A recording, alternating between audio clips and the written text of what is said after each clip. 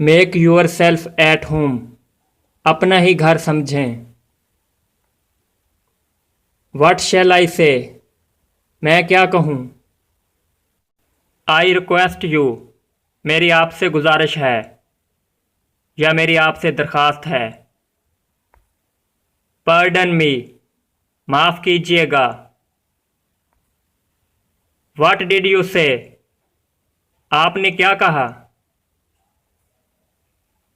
Do you understand. क्या आप समझे। Don't mention it. आप इसकी फिक्र ना करें। I did not speak. मैं नहीं बोला। Very well thank you. बहुत खूब, आपका शुक्रिया। Don't be silly. बेवकूफ़ ना बनो या पागल ना बनो। Go straight. सीधा जाओ, यानी दाएं बाएं ना जाओ बल्कि सीधा जाओ।